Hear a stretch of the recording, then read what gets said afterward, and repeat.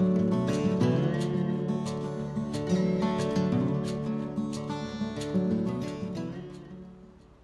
everybody, and welcome to day number 56 of the New England farmhouse renovation. It's been over a week since I last posted, and how can it be day number 56, you ask? Well, we do things non-linearly here, so there are other projects that come up, and there are projects that we have to go out and do, and we can't work on this from start to finish. But since we're trying to give you the best representation possible of how long it would take if you went straight on, that's why we have the numbers of days that we're actually working on this project. So today's number 56. The last time I posted was 52, so there's been 4 days in between then where we had John the woodchuck up here, and he was helping basically build this double serpentine staircase. And while that was going on, we had to take a little bit of a break because the Newton mudroom project was done in the wintertime. And so we weren't able to paint the outside or pour the concrete stoop for that backyard staircase. And so we had to go back there and we had to finish off that project. And so that was 4 days plus a day to mobilize and get back. So that does eat up a week. And here's a couple pictures of what that looks like. If you haven't followed or checked out the Newton mudroom project, there'll be a link at the end of this if you're on the YouTube channel. And while you are on the YouTube channel, please leave a like and subscribe, because that goes a long way to help me do what I do here. And if you like it, then please leave a comment and say so. And if you have any questions, you can also leave a comment too. But back at the New England farmhouse, what have we been doing here? Well, we had a serpentine staircase. So we had a very unique situation here, as we've talked about almost to death, where we had a very tight and narrow spot in order to get up to the relatively high ceilings here. It was just over 8 feet to get to the second floor, and so in order to do that in the limited space that we had to create a serpentine staircase. And so this is basically has 2.5 winders to it, and we're all the way to the very top. And so John the woodchuck Dort was here, and he helped us get started, and then I had to finish it off myself. But he's a boatsmith by trade, and he was just really good at bending the wood. So here we are, the serpentine staircase you can see here at the very end. And so Liz had come up with the idea that she really wanted to kind of do a shiplap and sort of an accent wall. I mean, this is a big staircase, and it's in the middle of the house, so if you can't hide it, then let it stand out. Let it be a centerpiece, and that's what we have here. So we don't have the shiplap on the outside of it.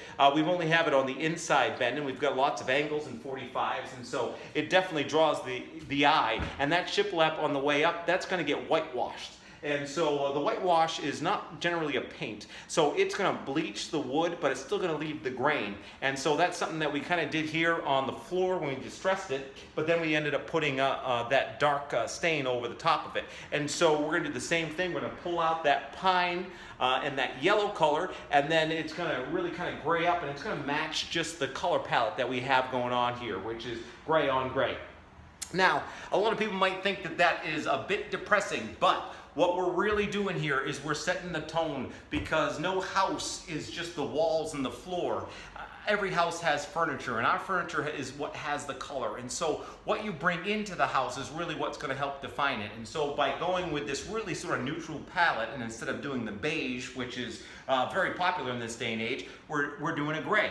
But enough about color palettes. Let's take a walk up this staircase. And so I'm doing the best I can. And now when you do a serpentine staircase, there are a lot of, there are a lot of requirements to when you're making these bends and turns. And every step has to be exactly the same width, within 3/8 of an inch, 12 inches in from the inner wind. And so that sounds like a lot, and it is. If you've never tackled a staircase before, you definitely need to read up with it. Check on the local codes that are in your district, because it changes from code to code. So here we go. We're walking up, and we got our first bend here, and this bend brings us into our foyer. As you can see, we just clear and pass this ridge line here, which is where one side of the house married to the other side of the house, if you remember that. Now that we're in our foyer, we've got this nice wide open space that we created by marrying the two roofs. And we're going to make our second turn now. And we're going to turn and finally get up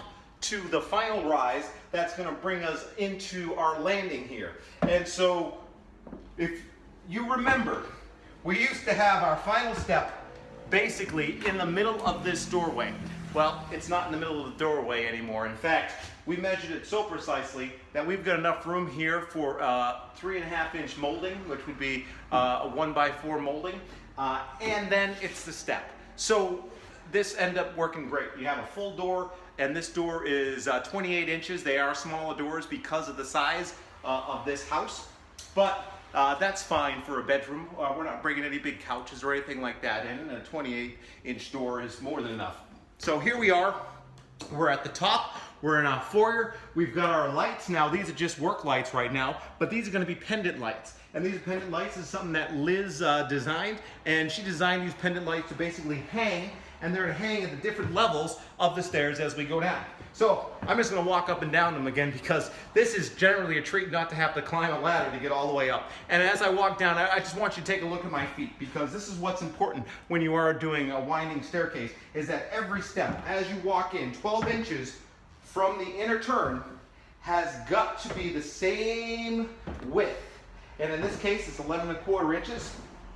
And then it steps, and then it turns again, and then it steps, and nobody hits their head as they come through that, and it is a close thing. So there we are, the serpentine staircase, just really making a very nice centerpiece to the house in this grand foyer that we have created in an otherwise very closed off 1880s house. So this is something that's really unique. We've been able to take this house that had great bones. It was a post and beam house, and sure there was some sagging, and sure there was some leaning, but over the years that's all been rectified, and we've just really kind of leveled it up, and we've created a brand new space out of this house that's going to last, who knows, for another 170 years. So this is the very front of it, and this is going to get the same shiplap that we see on the walls there with that treatment, and then the steps themselves are going to get stained. And even though it's a different wood, it's still going to be a very similar texture and pattern to what we have on our weathered floor. That's it. Day number 57. And everybody's looking to see when we're going to get in the New England farmhouse. Well, we've set another milestone that we're going to be in the New England farmhouse by June 10th. And so that's only 10 days away. And I like to set goals. It really challenges me. And as I said, we've been busy. A lot has been going on. But you've got to constantly challenge yourself in order to achieve anything that's great. And so that's where we are. And I think it's been working, and I appreciate everybody out there who's been egging me on, particularly everybody who's been leaving comments and asking questions. And as I said, please leave a like, subscribe to my channel, comment if you have any questions about this, and I'm more than willing to just kind of help you all out because I like giving back and all that. So thanks for living socially with me, and we'll see you all next time.